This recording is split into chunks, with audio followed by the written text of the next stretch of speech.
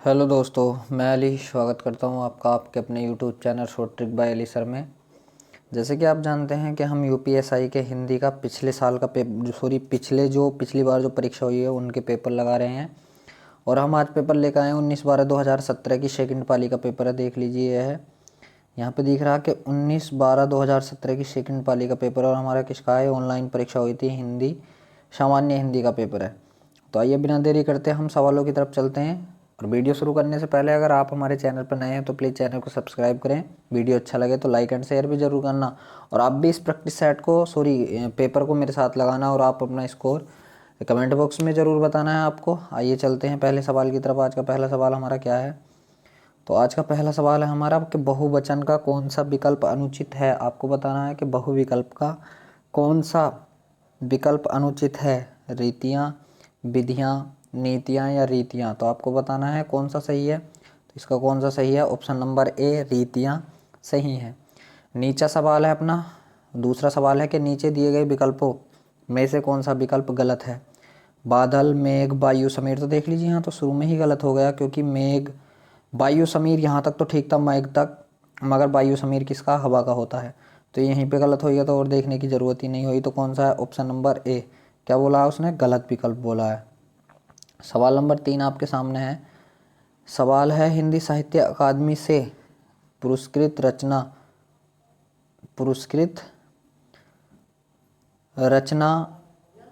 कल सुनना मुझे किसकी कृति है। आपको बताना है, तीसरे का आंसर बताना है किसकी है। ऑप्शन ए धूमिल, ऑप्शन बी श्रीलाल शुक्र, ऑप्शन सी भीष्म साहनी या ऑप्शन डी यशपाल। तो आपको बताना है कौन है इसका आंसर। तो इसका आंसर क्या, ऑप्शन नंबर ए धूमिल।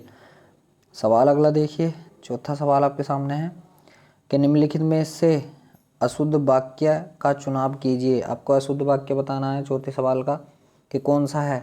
ऑप्शन ए हमें किसी से कुछ नहीं कहना, मुझे वही सामान लेना है, कल तुमको कहाँ जाना है, जिसे देखो वह व्यस्त है। तो देख लीजिए यहाँ ऑप्शन नंबर सी में आ रहा है क्या, प्रश्नवाचक शब्द आ रहा। तो प्रश्नवाचक चिन्ह लगना था। वैसे तो किसी के बाद भी यहाँ पर पूर्ण विराम नहीं लग रहा, मगर इसमें क्या है, प्रश्नवाचक चिन्ह जरूर लगना था। तो इसका ऑप्शन क्या, ऑप्शन नंबर सी। पांचवा सवाल है, इनमें से कौन सी रचना ज्ञानपीठ पुरस्कार से सम्मानित नहीं है। तो देख लीजिए, यामा के लिए किसे मिला था, महादेवी वर्मा को। चिदम्बरा के लिए किसे मिला था, मैथिली शरण चिदम्बरा के लिए सुमित्रा नंदन पंत को मिला था। और उर्वशी के लिए किसे मिला था, रामधारी सिंह दिनकर को। तो बचा कौन हमारा, बनी हुई रस्सियाँ। तो ऑप्शन नंबर सी इसका आंसर है, ऑप्शन नंबर सी। अगला सवाल देखिए, छठा सवाल है हमारा कि पुजारी शब्द का स्त्रीलिंग दिए गए विकल्पों में से कौन सा है। आपको पुजारी शब्द का स्त्रीलिंग बताना है कि यहाँ से कौन सा है पुजारी शब्द का स्त्रीलिंग। पुजारी का स्त्रीलिंग तो कौन सा है हमारा, पुजारिन। ऑप्शन नंबर ए, पुजारी का स्त्रीलिंग क्या, पुजारिन है। सवाल नंबर 7, गुण के विपरीत नाम इसके अर्थ को दर्शाती उपयुक्त लोकोक्ति का चयन कीजिए। आँख का अंधा, नाम नयन सुख। आँख के अंधे, गांठ के पूरे। आँख में अंधों में काना राजा और अपना हाथ जगन्नाथ। तो यहाँ पे क्या, ऑप्शन नंबर ए देख लीजिए, आँख का अंधा, मगर नाम क्या है उसका, नैन सुख। अगला सवाल है 8वां,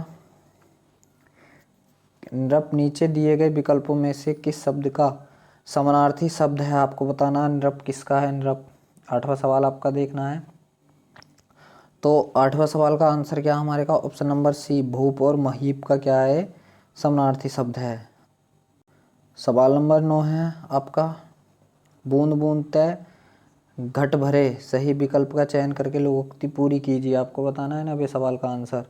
तो क्या है यहाँ पे, टपकत रीतो होए, ऑप्शन नंबर ए। सवाल नंबर 10 आपके सामने है, उत्साह वास्तव में और की मिली जुली अनुभूति है। आपको बताना है यहाँ पे क्या आएगा, उत्साह वास्तव में। तो यहाँ पे कर्म और फल, क्या, कर्म और फल की मिली जुली अनुभूति है। तो ऑप्शन नंबर ए। अब देख लीजिए, आप अपना 11वां सवाल देखना है, तो इधर आना पड़ेगा थोड़ा सा। तो 11वां सवाल हमारा यह है आपके सामने है कि निम्नलिखित में से विभक्ति संबंधित त्रुटि वाला वाक्य पहचानिए। तो आपको बताना है, रामा घर को जाती है, राधा बाजार जाती है, राधिका पुस्तक पढ़ रही है। और डी ऑप्शन है, राम घर जाता है। तो देख लीजिए, रामा घर को जाती है, ये को नहीं होता, यहाँ पे क्या होता है, रामा घर जाती है, तो ऑप्शन नंबर ए ही सही है यहाँ पर। 12वां सवाल आपके सामने है, इनमें से कौन सा विकल्प असंगत है, आपको असंगत विकल्प बताना है, 12वें सवाल को बताना है जल्दी से।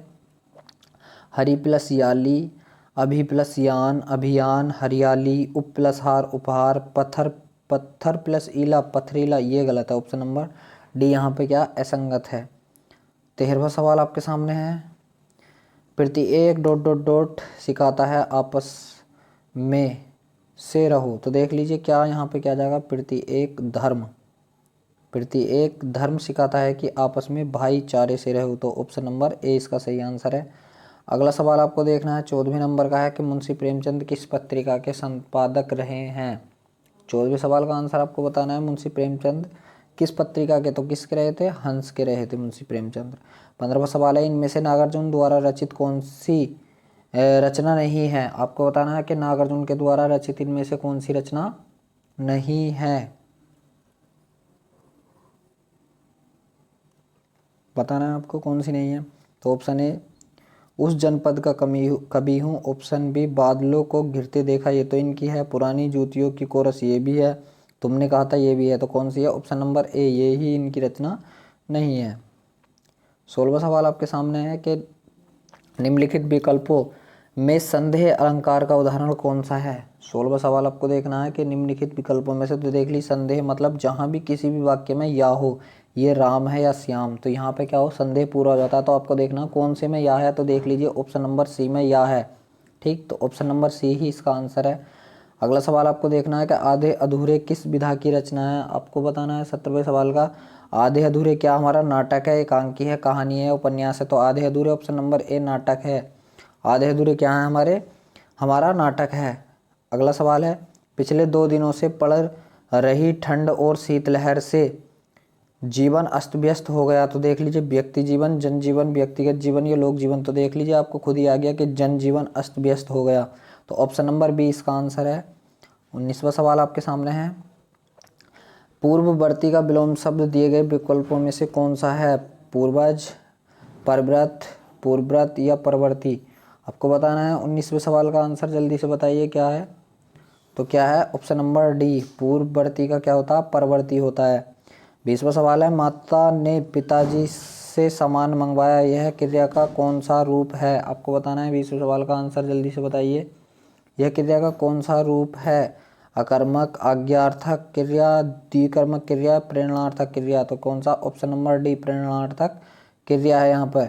21वां सवाल आपके सामने है, जिसका दमन न किया जा सके वह कहलाता है, जिसका दमन न किया जा सके क्या कहलाता है, कृतज्ञ, अदम्य, दम्य, दामिनी, तो क्या कहलाता है, वो अदम्य कहलाता है, जिसका दमन न किया जा सके। अगला सवाल देखना आपको, 22वां सवाल आपके सामने है,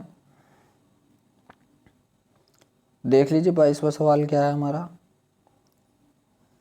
ये है आपके सामने 22वां सवाल है, दादी ने ढेर सारे खिलौने खरीदे, इस वाक्य में प्रयुक्त विशेषण कौन सा है, को बताना है कि दादी ने ढेर सारे खिलौने खरीदे, तो इसमें देख लीजिए ढेर सारे मतलब उनकी संख्या नहीं पता, तो क्या है वो अनिश्चित तो होंगे, मगर क्या खिलौनों की क्या होती है, संख्या होती है, तो क्या है अनिश्चय या अनिश्चित संख्यावाचक विशेषण है। अगला सवाल है, गायिका शब्द का बहुवचन आपको बताना है, गायिका का, देख लीजिए ऑप्शन नंबर ए गायक, ऑप्शन बी गायिकाएं, ऑप्शन सी भी गायिकाएं और ऑप्शन डी गायिकाओं, तो आपको बताना है कौन सा सवाल सही है यहाँ पर, इसको कौन सा आंसर सही है इसका, तो क्या होगा गायिकाएं, क्या ऑप्शन नंबर बी होगा। सवाल देख लीजिए 24वां सवाल है, उन्होंने अपने ज्ञान को स्वयं तक, तो स्वयं तक क्या नहीं रखा, सीमित नहीं रखा, तो सीमित तो बस एक में ही, ऑप्शन नंबर सी में सीमित नहीं रखा। अगला सवाल आपके सामने है, 25वां सवाल है हमारा, कि दिए गए विकल्पों में से उत्कंठा के समानार्थी शब्द कौन से हैं, उत्कंठा है, पूरा नहीं देख रहा, अब देख लीजिए, उत्कंठा के समानार्थी शब्द आपको बताना है, कौतूहल कौतुक, हर्ष प्रमोद, उत्सुकता अभिलाषा, विराम या विलंब, तो आपको बताना है 25वें सवाल का आंसर जल्दी से बताइए क्या है, तो यहाँ पे क्या है, उत्सुकता और अभिलाषा, ऑप्शन नंबर सी इसका आंसर है। 26वां सवाल है, एक मुलाकात कहानी की कथाकार कौन है, आपको बताना है कि एक मुलाकात किसकी कहानी है। 26वें सवाल का आंसर बताइए जल्दी से, एक मुलाकात, तो देख लीजिए किसकी है, उषा राज की है, ये किसकी है, उषा राज की। सवाल नंबर 27 आपके सामने है, बघेली बोली किस क्षेत्र में बोली जाती है? 27वें सवाल का आंसर दीजिए जल्दी से। कि बघेली कहाँ बोली जाती है? तो सिलीगुड़ी वेस्ट बंगाल में आता है, तो रांची झारखंड में आता है, जोधपुर राजस्थान में आता है, और जबलपुर तो क्या है? ऑप्शन नंबर डी जबलपुर में बोली जाती है। 28वां सवाल है पुल्लिंग परिवर्तन का सही विकल्प चुनिए। 28वें सवाल का आंसर आपको बताना है कि पुल्लिंग का सही विकल्प चुनना है आपको। साम्राज्ञी सम्राट, रानी राज, कवित्री कवि, ठकुराइन ठाकुर। तो देख लीजिए यहाँ राजा होता तो ये गलत, यहाँ कवि गलत, यहाँ ठकुराइन गलत, तो बचा क्या? ऑप्शन नंबर ए साम्राज्ञी और सम्राट। 29वां सवाल आपके सामने है कि मिठाई शब्द किस शब्द का एक वचन है? मिठाई शब्द किस शब्द का एक वचन? तो हमें मिठाई का बहुवचन बताना है, आपको बताना है जल्दी से। मिठाई का बहुवचन 29वें सवाल में बताना है आपको। तो क्या आएंगी? मिठाइयाँ आएंगी। क्या? ऑप्शन नंबर डी आएगा। 30वां सवाल है संस्कृत भाषा के शब्द जिनकी हिंदी भाषा में प्रयोग करने पर रूप परिवर्तन नहीं होता वे कहलाते हैं। तो जो शब्द संस्कृत के होते हैं वो कहलाते हैं तत्सम कहलाते हैं। Option number A. 31वां सवाल आपके सामने है कि उषा उदास आती है, इसमें किस अलंकार का प्रयोग हुआ है? 31वें सवाल का आंसर अब बताना है। तो उषा क्या आती है? उदास आती है। इसमें किसका हुआ? मानवीकरण का।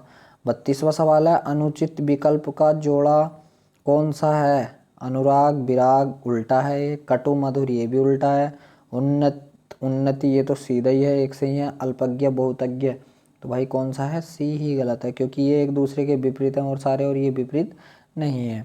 सवाल नंबर अगला देखिए कौन सा है। ये है हमारा पैराग्राफ आएगा कि बचपन का नाम नरेंद्र नाथ था, ज्ञान विज्ञान और तर्क शक्ति से संपन्न युवक, श्री राम कृष्ण परमहंस के शिष्य विवेकानंद, कर्मठ साहसी जुझारू एवं ओजस्वी युग पुरुष, धर्म के पुनर्जागरण का बीड़ा उठाकर जब विवेकानंद ने सर्वधर्म सम्मेलन में शिकागो में भाषण दिया तो समस्त जनता मंत्रमुग्ध हो गई। उन्होंने दावा किया कि वेदांत दर्शन ही सर्वोच्च दर्शन है। 19वीं सदी के अंत तक जो लड़ाई धर्म के क्षेत्र में लड़ी जा रही थी, कालांतर में उसने स्वदेशी आंदोलन का रूप धारण कर लिया। 1908 से गुप्त क्रांति के जो संगठन बने उनकी मुख्य प्रेरणा भी विवेकानंद की शिक्षाएं थी। विवेकानंद ने भारत के उत्थान में महत्वपूर्ण भूमिका निभाई थी। तो अब आपको यहाँ पे सवालों के आंसर देने हैं। पहला सवाल है बीड़ा उठाना, इस मुहावरे का क्या अर्थ है? 33वें सवाल का आंसर आपको बताना है कि संभाल लेना, पूरा करना, संकल्प करना या सोच लेना। तो देख लीजिए मैंने उस कार्य करने को संकल्प कर लिया है, बीड़ा उठा लिया। तो ऑप्शन नंबर सी आंसर है। 34वां सवाल है किस लड़ाई ने स्वदेशी आंदोलन का रूप धारण कर लिया था? आपको बताना है 34वें सवाल का आंसर। तो देख लीजिए ऊपर था आंदोलन का रूप धारण कर लिया था, जो लड़ाई धर्म के क्षेत्र में लड़ी जा रही थी, कालांतर उसने स्वदेशी आंदोलन का रूप धारण कर लिया था। तो किसका आया यहाँ पे? धर्म के क्षेत्र में। ऑप्शन नंबर डी क्या? धर्म की। अगला सवाल देखिए, ऑप्शन नंबर सी था इसका, धर्म की। अगला सवाल है 35वां के मंत्रमुग्ध के स्थान पर किस शब्द का प्रयोग हो सकता था? आपको बताना है कि मंत्रमुग्ध के स्थान पर किस शब्द का प्रयोग हो सकता था। सवाल नंबर 35 का आंसर आपको बताना है।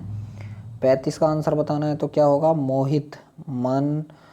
मंत्रमुग्ध भी और मोहित भी सेम होते हैं, तो कौन सा? ऑप्शन नंबर सी हो जाता है इसका आंसर।